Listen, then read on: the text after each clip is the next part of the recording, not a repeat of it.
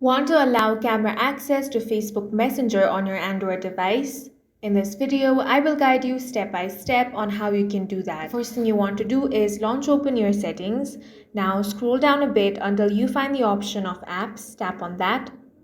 A list of all the applications installed on your device will be shown. Scroll through this and find Messenger, then tap on that. Now you will find the option of permissions. Select that.